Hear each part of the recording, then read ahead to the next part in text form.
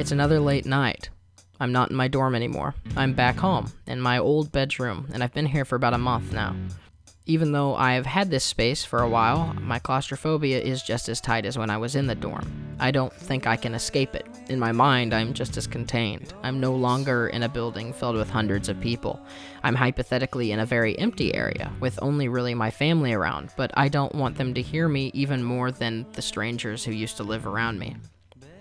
This exact night of the last 2 weeks have been spent in another house, not returning here until well after 2 a.m., and the feeling of coming back, of entering the house quietly as I take off my shoes so that I don't make noise, is strangely oppressive. But the feeling of being in the other house, that other house is close to heaven. Whenever I'm driving through the pitch black dark after most everyone has fallen asleep. I spent the early portion of tonight, being until about midnight, in a call with a friend, listening to Fooly Cooly soundtrack and playing the Elder Scrolls Oblivion for my first time. He was talking about his general loneliness with his girlfriend, who wouldn't talk to him, and talking about all of the ways that he felt like he was being neglected, but because of the positive memories, he couldn't bring himself to, I guess, bring it up to her, or to cut it off. I was in another Skype call with yet another cool person I met due to him finding my channel a few weeks ago, and after we got into a Discord call, he made me watch Fooly Cooly with him, which has left me with a lot more of an uneasy feeling in my stomach than I thought I would have, especially considering the broadcast that basically says this is a dumb show with a cool psychedelic trip. The aesthetic was really up my alley, and I really liked the pacing, but that isn't interesting to say. It isn't interesting to say how cool Fooly Cooly is when you can turn your brain off, because basically every video I've clicked on has said that. Instead, there's been a scene that is still sitting bad with, well, maybe not bad with me. It's sitting heavily, I guess. In episode 6, Naota chooses to help Haruko with her plan, despite being warned by someone that she is burned, and also seeing the evidence of her intent with his own eyes, that she is just using him to reach her means, a means that will ultimately destroy everything else he's ever known or loved, that he is just what she needs in that moment, and that she doesn't have a long-term goal in mind, that it isn't even him as a person, but what he currently has, the ability to bring things through his head. She does things through the series, constantly stringing him along and playing with his head, both literally and emotionally, and honestly, it encapsulates a lot of the emotional abuse myself and some of my friends have had in relationships. And like the Stockholm nature of those relationships, the negatives, the unanswered questions, the betrayals, the neglect, all of this was emptied from our innocent young minds with the touch, the maturity, and the dream of a life of excitement. The friend I was in a call with earlier tonight said he felt like a robot who was moving forward to nothing, and that every move was just to escape boredom. I think he didn't realize how much that really spoke to me, or rather, spoke to how I think I'm feeling about the show right now. How much it fits with the desperate attachment to intimacy, even when we don't care about the people that we're intimate with. You see this a lot with Mamimi in her actions of intimacy towards Naota, using him just as a stand-in for his older brother, who is leaving that hole in her heart. Naota is aware of this and calls her on it, but he still lets it happen, because even though he thinks he's uncomfortable with it, there's a part of him that still feels loved and comes back to her. Finally, though, he reaches this strange glimmer of hope where he's not exactly sure what's going on, but he feels like he's finally shown someone who actually wants him for him, not to fight for someone else. Now, this is later seen that she just wants him for a reason other than his personality, but it's still part of him, especially because this head quirk Naota has is likely just a biological trait he couldn't control. Of course, that's not a leap to show shallow attraction that draws relationships together, that people move toward each other for their bodies, not taking time to really know the people inside of them.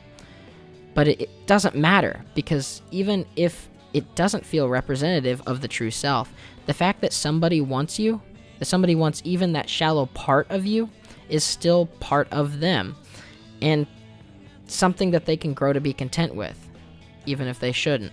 Sometimes all the good memories overshadow the moments that preceded, that should have set off red flags, but we bury those flags to feel like we're more loved than we are. That's why it hurts so much to feel what I do, even after everything Naota knows about Haruko, that he looks the facts straight in the eyes and he says, "Fuck you.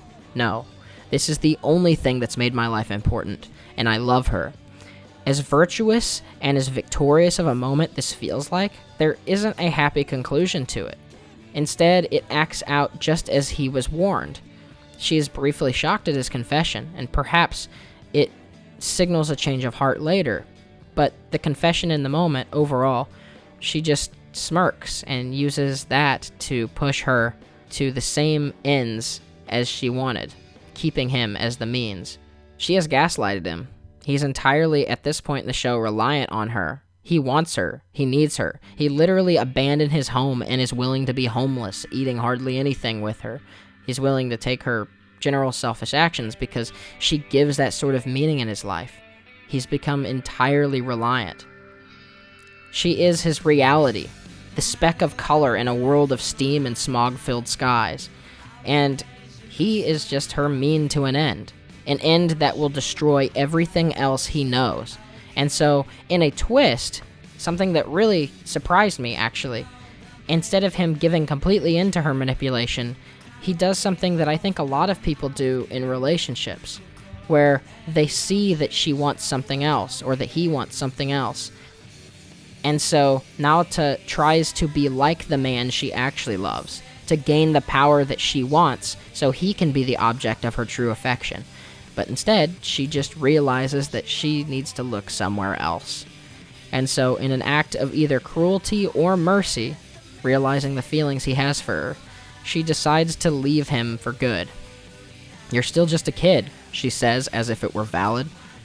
She's treated him like an adult this entire time, dragging him through heaven and hell to this point. And after everything, she brings up a thin one line to undermine the importance I am sure she is now aware that she has left, not only on Naota, but on the viewer. That's the part that's still twisting in my stomach as I write this. Was her final act mercy or cruelty? Or did she go through her own character growth and realization once he said that he loved her, and it just took her a moment to realize what the detail of that is? It's like a forceful flashback to my relationships, remembering the hours of intimate time, the fun experiences, but also the arguments, the talks of depression, when one of my ex-girlfriends told me there was nothing I could do to make her happy, and it ended up having us break up. That she was depressed and nothing I could do would ever make her feel better, and so I needed to go somewhere else. There's been a couple of my exes who I've seen after breaking up turn to substances to deal with whatever they're going through, and it makes me wonder what else I could have done. If I was in some way responsible, or if I just kept picking the wrong people because something was wrong with me. Naota's life returns to normal in what is essentially an after-sex rejection by whatever real-life scenario I can try to relate it to. I love you, goodbye, and that is what coming of age really is in a way. Finding out who you are, how other people are, realizing motivations, and finding your own way to navigate through them. Fighting against or giving into those manipulations, because sometimes it feels good for you even if it isn't. Fooly Cooley, despite being one of the coolest fucking shows I've ever seen, is also one that for me speaks to multiple bad relationship experiences and leaves the same sick stomach feeling. That's what I took from it, at least. Fooly Cooley is so off the wall and comedic and silly, yet really has the power to punch you in the gut. To feel like it understands your own life expectations. I know a lot of people first viewed this as a kid, but viewing it for the first time just a week ago surpassed my expectations for how much I would relate. I want to cry, but the tears won't come out.